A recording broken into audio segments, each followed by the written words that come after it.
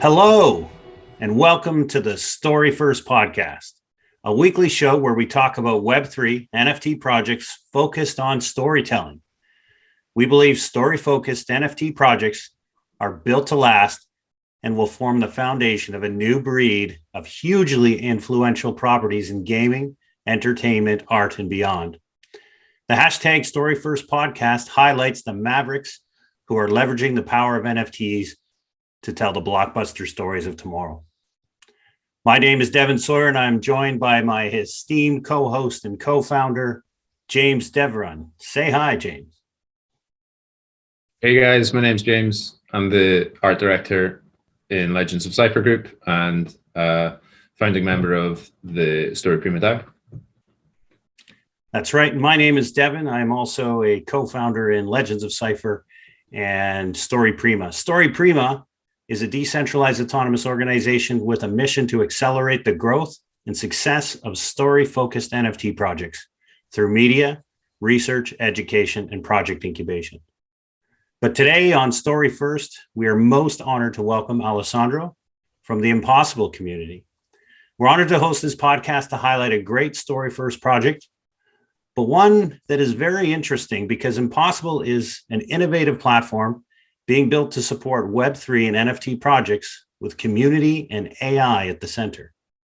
I think this podcast is going to be a look into the future of storytelling, so I'm really excited to have Alessandro on the show. And we'll get started with an introduction. Alessandro, tell us who you are and how you got into Web3. Thanks, Devin, for the introduction, and nice to meet everyone. So first of all, it's actually a pleasure to be here, and I feel there's a huge space, going forward, the story-based NFTs, and what we are doing, I think it's going to be extremely important going forward, especially because right now the feeling in Web3 is that there's lots of projects that are kind of storyless projects with no background, no lore at all. So I think what we are doing is we're bringing these different projects to life in the first place. So just a few words about me. I actually come from tech. I used to work in Google for a few years between Ireland, Dublin, and Milano. I worked in startups all around the planet. I used to study international management. I used to study movie production, so a hybrid background there. Then I opened my first company in the 3D and the AR space for fashion in Milano. And from then, last year, I think it was June 15 last year, I opened Impssbl, which is a story tech company making story-based NFT projects. And that's where I'm actually still currently focused on building right now. So what we do is we build what we call decentralized autonomous stories, which means, again, NFT projects backed by stories that spin off the next generation of intellectual property rights. And we are focusing on basically bringing lore to Web3 and bridging not just human based stories or human written stories, but also AI written stories. So we are experimenting as well on the edge there of what stories and what narrations actually look like today. Love it. Very exciting. Yeah, we at StoryFirst are very focused on the projects that are, telling stories in the Web3 space and using NFTs as part of the technology for delivery. I agree that kind of the NFT space is storyless, and there's a huge opportunity. So talk a little bit, Alessandro, about what's really exciting you about the future of the NFT market now, and how is Impssbl uniquely positioned to take advantage of the opportunity? Sure. So first of all, I think, the NFT space moves in waves, not just bullish or bearish waves, but also what type of NFTs are actually the trending one right now. We started last year with all the PFP, with the CryptoPunks, the Bored Ape, and so on, in different art styles. We moved on to the 3D phase of things, for example, Hypebeast and a bunch of other projects like that. We move on to the GIF side of things as well, for example, Invisible Friends, and all the related projects. So it's you see these different distinct moments in time of what is the current trending NFT. But our focus actually, it's not on the styles or the visuals, it's more on the stories. So for example, one of the projects that inspired the most basically our team last year was the Loot project. When we saw the Loot project, when we saw like what they managed to build in a completely decentralized way, where you have like these bags of like invisible kind of like imaginary bags of like things containing words, and those words could be artifacts, could be swords, could be like like metal coins and stuff like that. And the idea was kind of like what's really important is what you build on top of it. What's the ground up kind of like narrative level that spins off out of the project itself. That's kind of like what inspired us to make what we call the centralized autonomous story. So in short, everything we do can actually be divided in three main things. So thing number one is what we call our original series, where we decide everything. We decide the visuals and we decide the stories. And it's, for example, one of the examples that are live already is one is Proof of Story, which is our first project that like launched between December and January, December last year and January this year. And it's a project where we basically like paired a traditional PFP with an artificial intelligence story written specifically for that character. And that story could be lots of different things. Could be, like a love story, a drama, sci-fi. It could be like lots of different genres. And at the same time, could also be different formats. So it could be a plot, could be a dialogue, could be a description, could be a scene, could be lots of like different things. And the idea was we wanted to make these characters more alive. We just didn't want like them to just be, like visuals, like profile pictures as well. And another original series, which is actually launching about like a couple of weeks, kind of like shares the same mentality, but completely different work of art. So it's the second project is called Muses, and it's a collection of 999 portraits of women that celebrate a borderless, inclusive, and unveiled idea of like female beauty. And this project it's actually a collaboration between Impssbl and an Armenian artist, an Armenian paintress that made the portraits in the first place. So it started as an experimentation because it's we started like from 100 portraits, black and white, super elegant, super beautiful, made by her. And the idea was kind of like we wanted to amplify them with stories. But going forward with this, like we amplified them.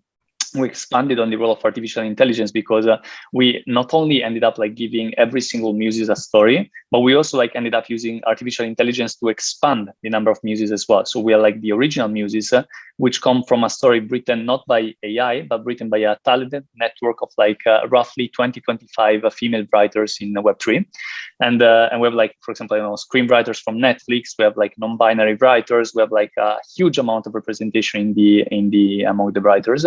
And then like the AI painted muses, which were trained, basically we trained a model of like specific styles of like painters that we love for the project. For example, Modigliani, Klee, Yves Klein, and so on. So we generated other kind of like 899 sisters, AI sisters to the original muses. And then we gave every single AI painted muses an AI written story. But in this case, we kind of like, did a much more precise, like learning in terms of like how we train the model, like how we train the entire like literary model for the project. And therefore, so the story components in both projects is such that it's not only about the character. So every character has a story, but there's also a super story to the project, meaning that every single project has a master story, but that master story is not decided by us centrally as a studio, but it's decided by everyone that holds one of the characters. So in a way, holding a character is kind of like an executive producer pass to decide where the story goes in the first place, right?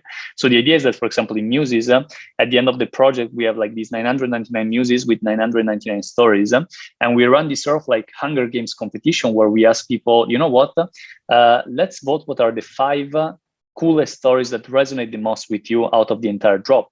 And those 5 muses with their 5 stories, they become the protagonist of a graphic novel NFT that we as a studio make, and then we give to the entire community, so that we basically, like you as a holder, no longer only hold an NFT like a character with also like an attached story, but you also hold a piece of media built on top of the project.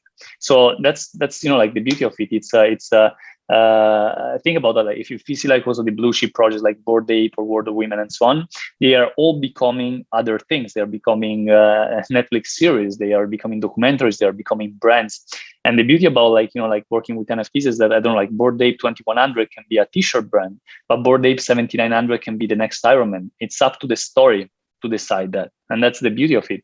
So this kind of like sums up our our first bucket of things, what we call the original series, where in short we decide the visuals and the stories. Our second bucket is what we call our non-original series, that where simply stated we amplify with stories other projects. So for example, I was making the example of Bored Ape before. We have a range of investors that already own like a lot of like blue chip projects like Bored Ape and so on. So what we realize is that we already own the IP at the individual level of the character. So what if, for example, one of our next original series is going to be a comic book, an NFT comic book that tries to answer the question: what happens if a Bored Ape meets a CryptoPunk that meets a world of women in a dystopic New York City in 2300, right? And the idea is that it's going to be kind of like this noir thriller story. And but the beauty is that we own the IPs of the individual characters, and we are just building a super story, a narrative bridge to connect all of them. And that's what I mean by non-original story. So the visuals are not our, but the story is, like it's made together together by us and by our network of creators as well. And lastly, our third bucket, it's what we call our meta projects, which are not stories, they are new ways of telling stories. For example, one of the upcoming ones, which is going to be live between May and June, it's a platform that's going to be called Untold. And this platform, what it does, it allows you to create plots, to create stories using AI and mint them as NFTs. So what we are doing is like, imagine you go on a website and it asks you, okay, like pick a genre, like love story, pick a format, like a video game or film or, like novel and so on. And then pick a couple of random words, for example, table and light. And you can, it keeps generating stories and stories and stories for you, because we are training the model on extremely high quality narrative content. And the idea is that like the stories that you like the most, the ones that resonate the most with you, you can actually mint them as NFTs. And we are partnering with 3 different law firms at an international level to make sure that whatever gets produced by the AI engine is specific enough to be protected from an intellectual property rights perspective at an international level. So in a way, it's kind of like building a marketplace for ideas. And this platform, as you see, it's not a story. It's a new ways of building stories, and it works both like for people and for projects, because we're going to be giving access to these platforms like to projects that kind of like want to build their own AI stories, because we received lots and lots of requests like by different like NFT projects that simply stated could be, can you do what you're doing for your projects for us? Can you generate stories for us? And either like written by our network of artists or written by our AI engine as well. And to conclude, the idea is that I think like Impssbl is extremely well positioned to do that, like to address like these kind of like need like for stories in the Web3 market. And basically everything we are doing right now is we are doing it as a studio, so it's the studio deciding the roadmap of the next projects like going live. But going forward, like in the next maybe 4 or 5 months, we're going to be operating as a DAO as well. So it's and the main difference is that like the DAO is going to be kind of like a double-sided platform, where on the one hand you have the creators, so like our storytellers, our artists and so on, that are really like a few hundreds and come like from all around the planets. And on the other hand, you have the fans, the people like reading, watching, listening to the stories.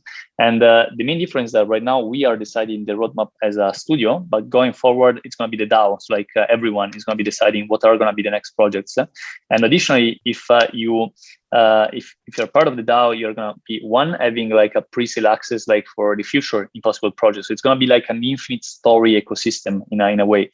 2, you're going to be accessing the meta projects like Untold. So for example, Untold is a project that is public to access, so you can actually like go and generate as many stories as you want. But if you want to mint them as NFTs, you need to be part of the DAO. You need to have like a DAO access in order to use it like to mint plots. And also the third thing, which I think is going to be like the most relevant going forward, is that imagine that the roadmap is going to like be made by 10 different projects, and you fall in love with project number 3, which is going to be a movie, a decentralized movie. What you can do is actually on the specific project, you can mint what we call like an executive producer pass, which makes you basically like it has like 2 main consequences. Consequence number 1 is that you become a decision maker in the plot. You become you decide, do we go A or do we go B? Do we go C or do we go D? And so on. So you kind of like become basically a decision maker, a producer at all effects. And on the second hand, you become a producer because you become kind of like an equity shareholder into the specific media, into the film itself. So you help fund the movie, but you also like get parts of like the revenue that the movie is going to be doing going forward. So in a way, it's a new way also not just like to produce art, but also to like like pre-fund it in the first place. So yeah, that's why I think like one, there's a huge space like for like story-based architectures, ecosystems, organizations, DAOs going forward. And two, it's a blue ocean right now. Like the space, the IP market, the licensing market is like 10-fold bigger than the NFT ones. And right now there's a huge space bridging the two, bridging the NFT market and bridging the IP market, and that's what we are trying to do. Wow. Yeah, I mean that's a great overview. I've got a few follow-up questions, but James, I'd love kind of an artist perspective here based on what you heard. I do have a question. I looked at the project Muses, and it's obvious that the AI generator is doing really well at creating these beautiful portraits in a style that's somewhere between impressionism and abstract. I do wonder how is it that an AI would write even an outline of a story, and how do you or your community curate for quality? Yes, no, absolutely. So first of all, the AI role depends on the project. So in Muses, there's three different AI engines. So one is for the image generation, one is for the image enhancement and like for the upscaling side, and one is like for the text side. So like the visual, the way. So first of all, to answer your question, there's a huge degree of like human creation in especially like in the visual creation and in the story creation. There's a lot of like human creation involved. Second of all, so in the visual side, what we did is like we started like from the original Muses, the black and white ones that kind of like work as a negatives in a film in a way. We redrew them as like simple sketches in order like to make them like understandable, or better, more understandable by the engine, by the GAN engine. And what we did is like we produced several different learnings based on specific different like styles, and it was not exactly like my call. It was the call of like the main artist of the project, since this project is a collaboration with Eva, which is the main artist, to decide which particular painters to do the study, the learning on.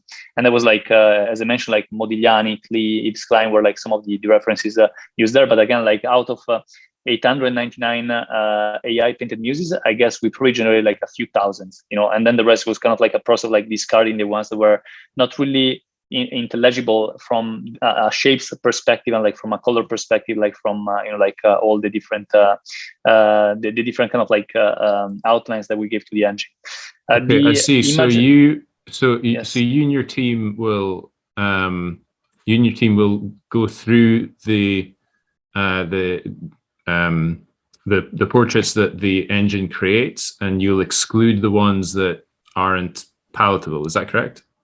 Yes. There's a level of human creation there, and roughly, I guess like probably we generate like a few, maybe 4,000 in order to generate like 899 final AI painted Muses. So that was like more of a like the judgment. There were actually two layers of like cleaning. So layer number one is that how understandable is the original shape, the original Muses in the AI painting redrawn in a particular style. So it was like too, let's say, not understandable. It was like discarded. And then the second one was like a more kind of like artistic judgment, like from the main artist, like which ones to pick, given that they were like already, understandable, like from a shape and kind of like lines perspective. And on the AI enhancement side, it was like pretty much straightforward. It was like just an AI like to enhance the quality of like the overall paintings. And I think like lots of like the work was like done on the story side, because ideally like in order to generate 899 stories, since it was like something I hand curated myself as well, I had to generate like roughly between 6,000 and 7,000. So it was like roughly 1 in 8 that was saved. And the way it worked is that there were like two different learnings there. So learning number one is that we trained the model not on specific styles, not on Dostoevsky or Herman Hesse, on specific writers. We trained the model on the building blocks of stories. We kind of like went back to what are the most important theories in story creation, in morphology of stories in the world. So we started like from, I don't know, like Vladimir Prop's morphology of the tale. We started like from Chris Anderson, the journey of the hero, and so on. So kind of like the structures that narrate how a story is built. So like the 3 acts of like a classical Hollywood movie, or the 31 functions of the story by Prop and so on. So the idea is that we start like from those elements, and then we like narrow them down in like the core elements that in those like 5-10 lines of like a story that the engine needed to generate needed to be there. So for example, a story needs to have a character, a story needs to have like an intention, so you want to achieve something, and a story needs to have an obstacle, so someone or something is preventing you from achieving what you want, and that that kind of like conflict between like intention and obstacle is the engine that moves the story forward, right? And this was like used like to create the backstory, like the skeleton of like lots of like the stories that were created. But again, like many of them like were not simply plots. Like this was like a type of like reasoning and a type of like learning that was used when once the format was like the one of a plot. But like in other cases, we had like letters, we had like poems, we had like different things, because the idea was like the story element of a Muses in this case was not supposed to be like only narrative, but was supposed to be a portrait in space and time of the Muses. So it could be a plot with all the different like elements, like it could be like a sci-fi interstellar saga where she's the protagonist, or it could be just a moment in space and time, like a 4 lines description of one of her afternoons in the house, and that will be enough, because you like you already like see an element that makes her alive in the first place. So again, that was like the first type of learning. The second one was kind of like based on like context. So for example, every Muses has a name. So I don't like Alice, Alice, and so on. And we use the name as one of the inputs to like in the engine. Another was like the format, another was like the genre, and a few others were kind of like the kind of like randomized the keywords we were using. So and in a way, it's kind of like the when I was talking about the Untold platform, it's kind of like the manual version in a way of the Untold platform, because we were like, for example, giving as a prompt into the engine, write a short story in the sci-fi genre about Alice, who is a woman with X characteristics or features, and about these, and try to integrate these 2 particular keywords, like table and light, and then we're like generating like lots of like different outputs until we got like one that was specific enough and that we liked as well, like in order to associate with Muses as well. So it was kind of like again, it was lots of like technology involved and lots of like human creation involved. But what we are trying to do right now, after also the Muses project, is that we are building a much more automated process, whereas like this kind of like learning has been we're basically like re-inputting the stories produced for the Muses project as part of the learning, so that the next wave of generated results are even like more precise, or even like more narrative as well. So every single project like acts as a sort of like a reinforcement learning for the engine that we're working on. So yeah, that's what we are doing. Amazing. So if I kind of like, I mean, you mentioned a couple key things, like you started out, you're a story tech company.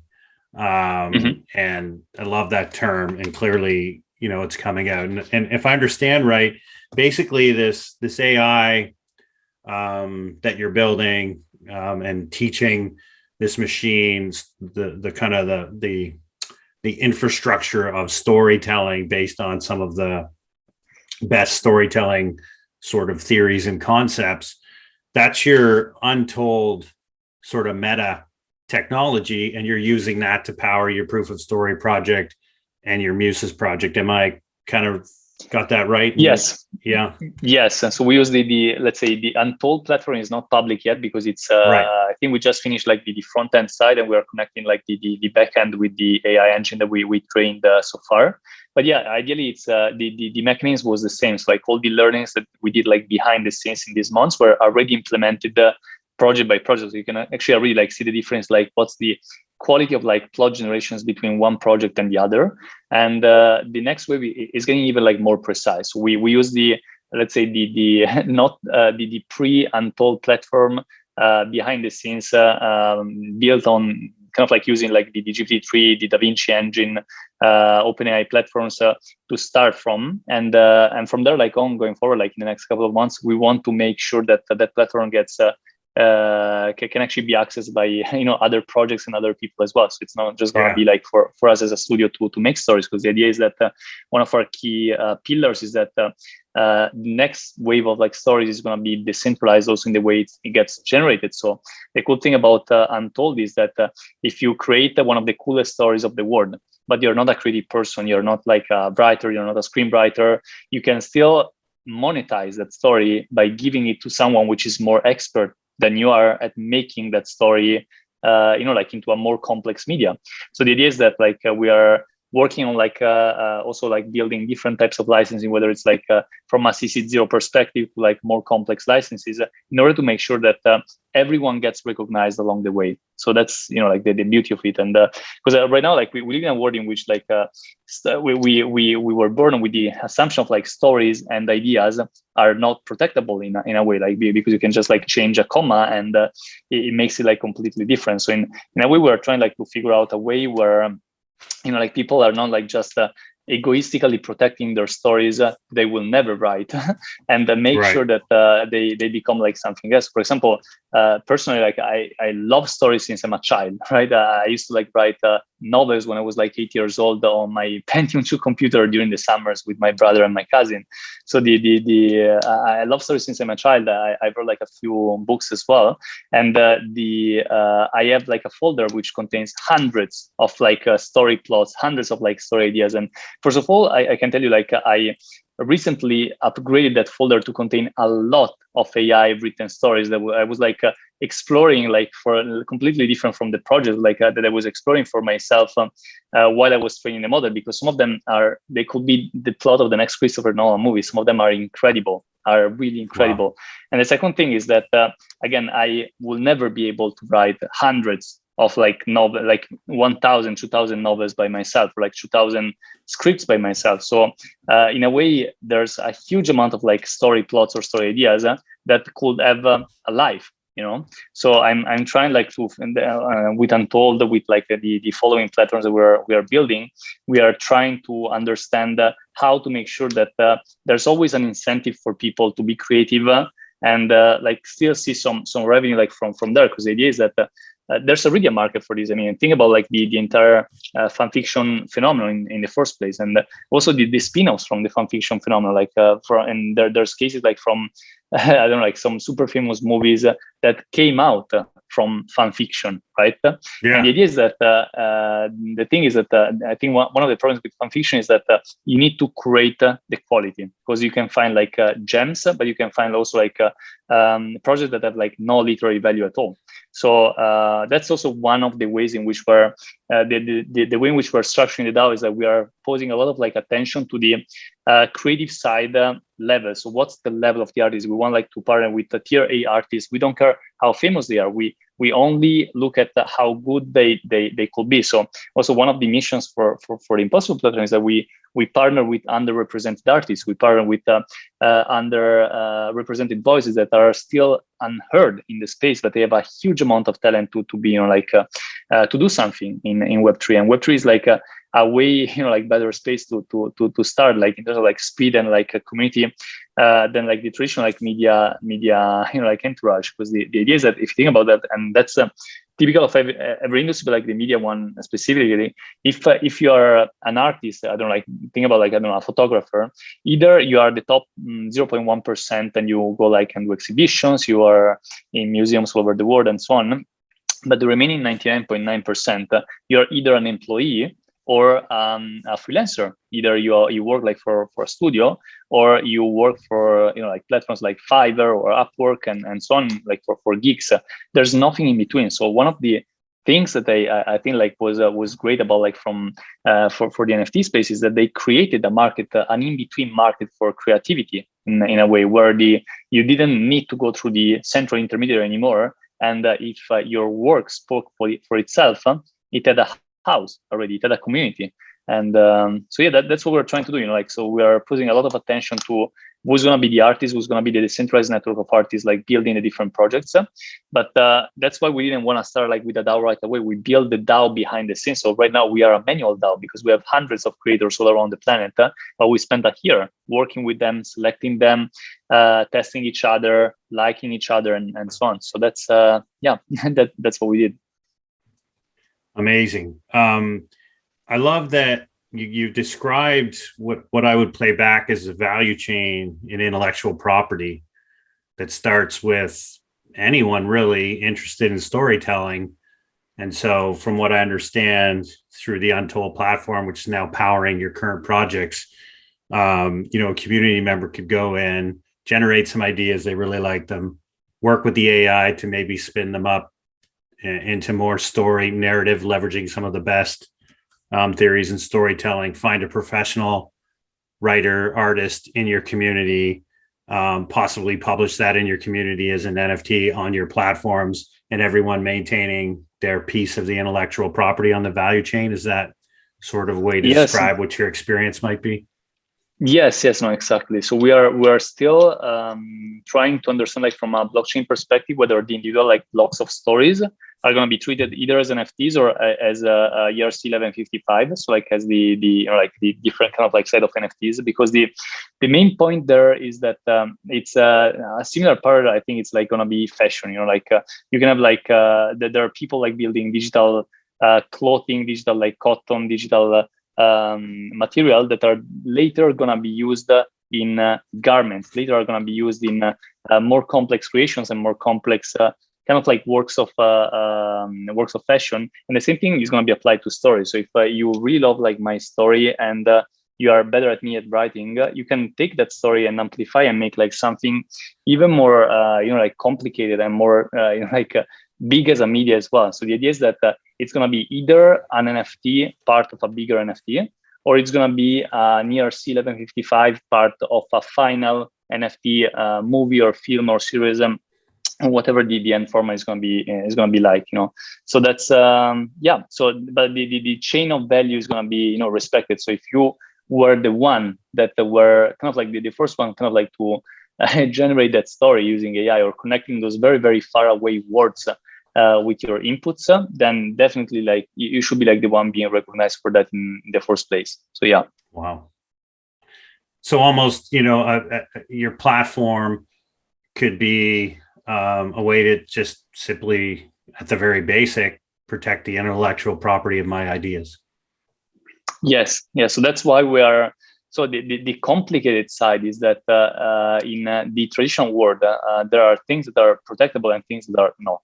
And right. There's, for example, when you try to protect like a plot, it's a similar reasoning is like think about like television formats, like Who Wants to Be a Millionaire or like like similar formats. They are protectable and they are like one page of like maybe 5-10 lines describing a format, describing like a quiz, describing like the TV show itself.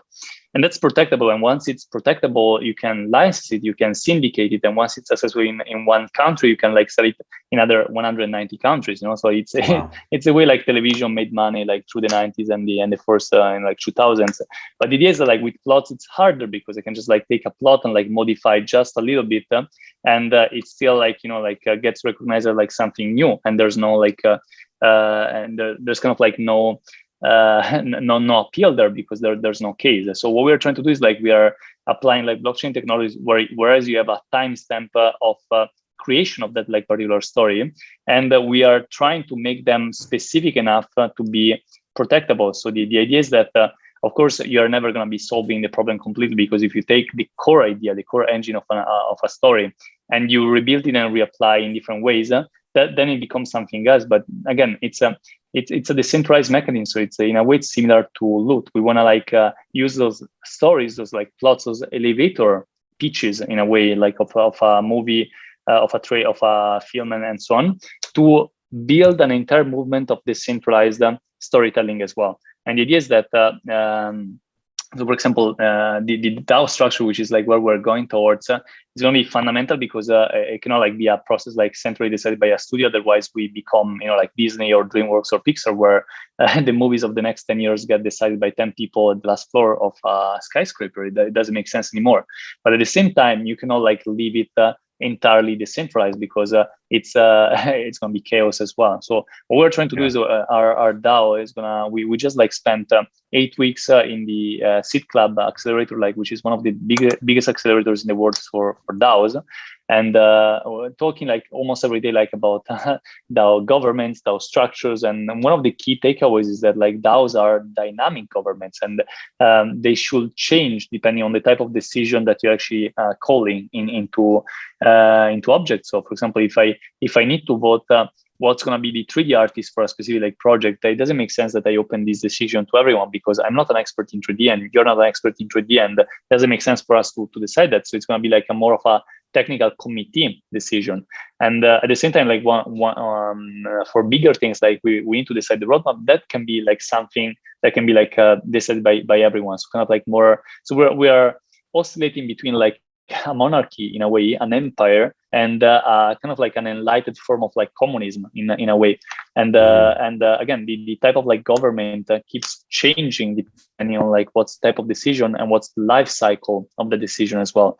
And again, like for example, like one of the best systems that we're probably going to be using is like kind of like we're adopting the showrunner system of like traditional television production companies right now, where the showrunner is usually the head writer or usually the person coming up with the idea, and he or she is going to be overseeing a team of writers that like time by time is going to like be producing, whether it's chapters, whether it's episodes, whether it's like modular works of the bigger like work of art. And at the same time, there's going to be like other coadjuvators in the process that decide other things in a decentralized way. So, for example, who's going to be the core team deciding? So, for this type of project, we need like a storyboard artist, a visual designer, screenwriter. We need like a comic book artist, and the end format is going to be that of a comic book, for example.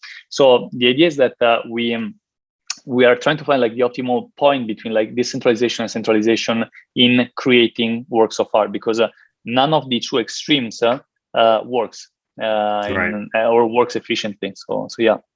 Alessandro, for capable and traditional writers, can they use your AI engine for any other utility? Can they, let's say, if they get writer's block, can they throw in a couple of chapters and? Yes, so that's actually a separate platform from. So Untold is a platform that does one thing, and that's like generating stories in AI. That's all what it does. It's specialized in that. We are having like so I was actually like summarizing all the projects that we're doing right now. There are like 30 between platforms and original, non-original series and meta projects that we're like tackling between this year and next year. And one of them is specifically for that. It's an AI. I'd say like an AI research / writer's assistant, So in a way, it's an assistant that like once one helps you like with, for example, writer's blocks, or not just like writer's block, but like how to continue in the story, right? You get like stuck in a specific dialogue, you get stuck in a specific type of like interaction, and it helps you like get out of like that mess. But secondly, it kind of like helps like, for example, creating like backgrounds. Creating like descriptions, creating like character backstories as well in a way, and like make sure that everything adds up. Like for example, when I write, I'm like my style of like writing is usually like I start with an idea, I map the entire kind of like roadmap of the novel, so from chapter 1 to chapter 30, and then by chapter 10, I'm writing a completely different novel, right? So there's always like an emergent kind of like storytelling happening there, because I really believe, I think it was by Fowl, that the sentence is that quote, that it is only when characters and events begin to disobey you that they truly begin to live. And I really believe that it's you need to let them disobey, otherwise it becomes like an artificial plot, in a way. And readers are extremely smart. Readers can pick it up like right away. So in a way, we are this tool, it doesn't have a name yet. It's going to be a separate platform, but it's going to be using AI to kind of like be a sort of like writer's best friend, like a writer's best companion. And like how big writers have like entire research teams, like Wilbur Smith or Stephen King or whatever. They have like lots of people like researching like historical facts and like specific locations. And imagine you want to like set a novel in a place, I don't know, in South Africa, in Cape Town, that you never visited, and you need like to have like specific ideas of like like, for example, a route through the city, or like specific like bars and restaurants that you can actually name in order like to make your narrative lie more like subtle in a way, because it looks like as if you have been there in the first place. So it's a writer's best companion. We are gonna be working on that probably like between June and July. So it's still like gonna be pretty short. We're working at full speed. So it's lots of like projects all at the same time. But yeah, there's gonna be like lots of like things for writers as well. Do you think it could go as far as saying, like your example of South Africa, do you think it could go as far as saying what the air smelled like in a particular month in a particular part of the world? Could it be very specific? Yes, it depends on the training that you're going to be applying to that. But if you wanna, that's the beauty of it. You can train specific functions. So like if I wanna train the model on, for example, what you just said, or like, for example, I wanna summarize a city by its bars, or summarize a specific feeling or a specific climate or a specific light that you get in a specific city, you can train that specific function and like make sure that it gets like extremely realistic results as well. And so yeah, it's usually like what we do is like it's really hard to train like thousands of functions all at the same time. So we start like with a package of like the most important things, like the anti-block function, the character backstory function, the description enhancement function, because you're not really good on description, so it kind of like amplifies them for you. So it's in a way it's a thesaurus plus best friend plus like a research assistant plus like an expert like in different like realms, like whether it's a climate guy, whether it's like the like the the sommelier guy, and so on, like all in one, so it's wow. Yes, so that's I mean I was like building already this because I need it as well, because I know like when I write, it's usually like either I do something very sequential, like where I spend months researching something, then I gather all of that research and I try not to use it, but very, very, very subtly in the novel or whatever I write. But it's also very inefficient because you spend months and then you spend like months writing, and then you go back and then you lost something in research. And it's like a constant like back and forth process. But what if you can do it like there's not pre-production, production, post-production, there's just production. That's the beauty of it. And so wow. It's actually already in the pipeline. So I guess, because as I kind of wrap my head around your story, one of the things I was thinking, you've got a lot of projects. You said you've got 30. Sounds like a combination between building some of the story tech and the AI functions, but also testing and learning a lot of different stories and reteaching your models and improving your models. Because to me, obviously, the race for AI is very much going to be, well, how quickly can you build the smartest, best model? If you want to be the AI of storytelling to go to, you've kind of got to have a volume of stories built and told to teach the models. So is it fair to say that part of your strategy is, as you're scaling, the number of people, artists, fans, the DAO is all going to accelerate the speed at which you make the best AI storytelling model? Yes, in a way, you can see all the original and non-original projects that we do as learning playgrounds for the AI, in a way. So you can, I mean, they are already monetizable because they are projects. They are like full-on projects, like sold as NFTs with their own roadmaps and so on. But at the same time, the main effect is that they advance our AI as well. So it's all the all the thousands of stories that we produce between Proof of Story and Muses, that they made our pages in AI like a lot better than they were just 4 or 5 months ago. And at the same time, they are projects. They monetize and they attract a community. So again, the thing is that in Web3, the hardest I think aspect right now is not like the tech or creative, how your NFTs look like, whether they have AI or not AI. It's the community building, because right now there's I don't know, tens of thousands of projects. The market is extremely saturated. And it's also like in some cases can look like a very unhealthy environment in a way, because it lives like on hype, and it can attract like very bad actors at the same time. So like for example, what we're trying to do is like we are trying to build like not crazy big communities, but like communities of people that could be passionate about the mission of every individual project. And every individual project is kind of like a separate standalone project. You know, like they have their own websites, they have their own socials, they have their own community. But the idea is that we don't want to attract like a community of like flippers and like and shillers and so on, just because it's maybe in the short run you win because like you get like lots of money like out of like drops and stuff like that. But like in the longer term, you're not building something sustainable. So even the entire philosophy like working towards a drop, I think like from after the Muses drop, we're gonna be kind of like abandoning you build towards a drop structure for a more evergreen kind of like look, this is a product, this is a project, and it's gonna be there like for the next upcoming months, which is way more healthy. You know, like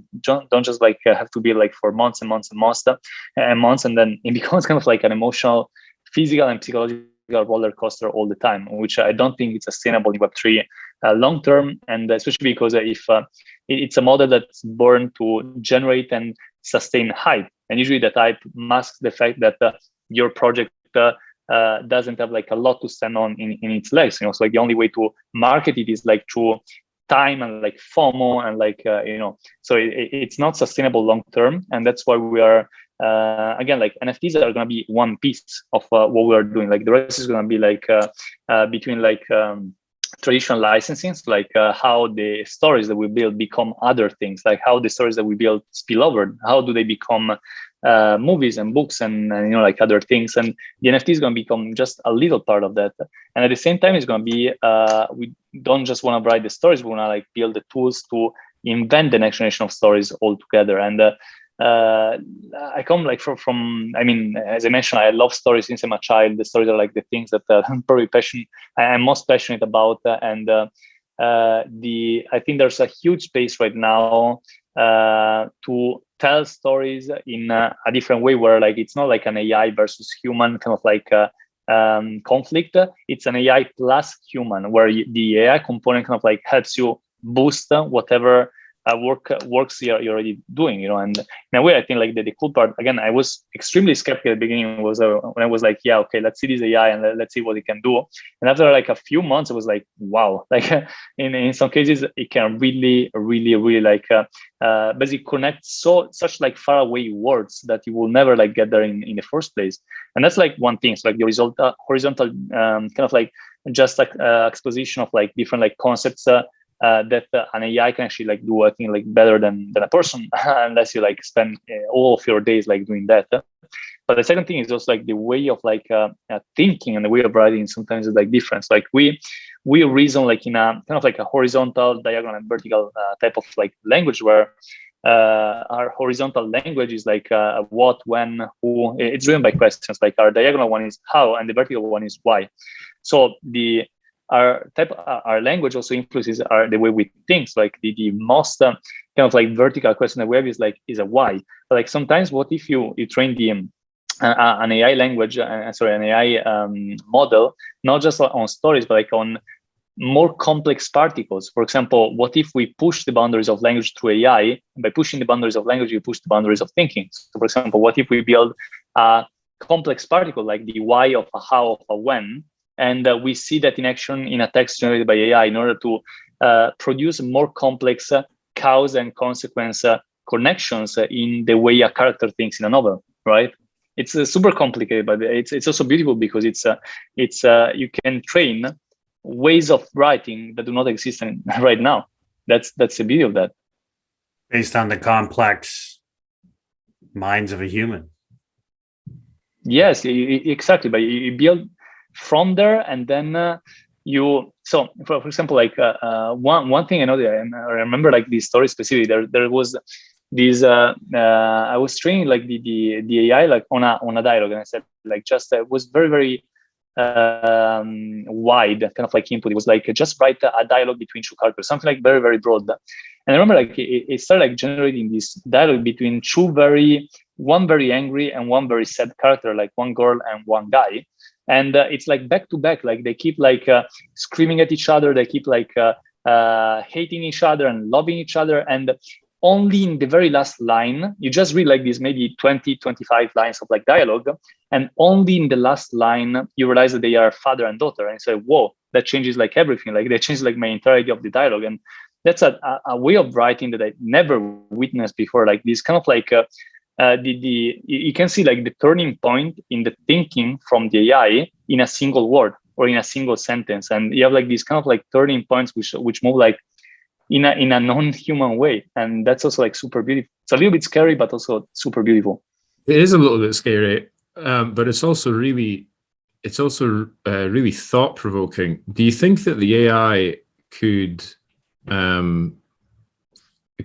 assist us thinking in different philosophical ways, as well as generating stories? Yes, I mean, philosophy is about asking questions, right? And if you manage to ask those questions in a novel way, then yes, I can see like no reasons why not. So I think we're a little bit like still far from there, but I can already see like in just how accurate it's becoming like months after months. Once like the kind of like the parent companies are updating the project in like the engines in the first place. And I think we're gonna get to a point where we can have suggestions in kind of like answering different philosophical questions from an AI. It's not gonna be definitive answers. It's gonna be like, again, suggestions. But yes, no, we could have suggestions for resolutions to global problems or political tensions. Yes, I mean the again, it's all about what data you feed into a model. So like the models we're using are like models that in their general shape, they were trained on the entirety of the internet in a way, you know? So on gigabytes and gigabytes and gigabytes of like text coming from all over the planet. So in a way, it's kind of like a mirror of what's happening right now in the world.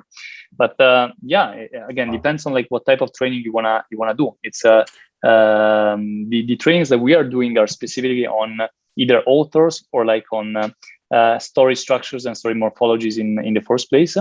If the type of like training you want to do is like on the philosophy of like Plato and Nietzsche and you know, like all the big philosophers through history, and for example, what if you take the entire I don't know, like philosophical like works of like Hegel or Kant and like the biggest ones, and you ask an AI to either complete or rewrite, and let's see what happens. You know, like it's I don't know, probably a few people have already done that. It's not our focus, but again, it's a tool. It's I think the bottom line is that AI is what in Latin they call a vox media. It's not something bad. It's not something good. It's something that has power, and it's where you bring that power, you direct that power that ultimately is going to be deciding whether it's like a good thing or a bad thing in the first place. And so yeah, it's in a way it's up to us as well. And I'm really excited, Alessandro, to see Impssbl tapping that power and directing that power to the storytelling of the future. So congratulations. You know, your vision is brilliant, exciting. You're executing on that project, a number of projects to bring this to life. So, you know, certainly I'm quite excited. I think it's safe to assume our audience is going to be excited. So, you know, how in a nutshell could folks get involved and participate in your communities and projects? Ultimately, you know, Untold as a platform being available to the public is going to make what is driving and powering Impssbl projects today available to everyone. So tell us the story of how folks can get involved. Mm-hmm. Yeah, so I guess like the easiest way to get involved right now would be through our project that is live right now, which is Muses, which is going to be a gateway to access the DAO. Because the way it works is that basically like the early holders of our pre-DAO projects, like Proof of Story and Muses, they are going to be receiving a gate into the DAO. So basically like an Impssbl Pass NFT, which is going to be unique AI story for them, that's going to be basically like their keys to access the DAO in the first place. So one of the ways to join and be involved in the first place in this giant decentralized storytelling experiment is like by joining Muses. Right now we are like roughly maybe 2-3 weeks away from the minting date, but again, like Muses, it's a project, like it's a standalone project that like has lots of like beauty and lots of kind of like value in just aside like from the AI component. It's it has like its own mission. It's about like women empowering in arts. So it's I think it has like lots of reasons to be there in the first place.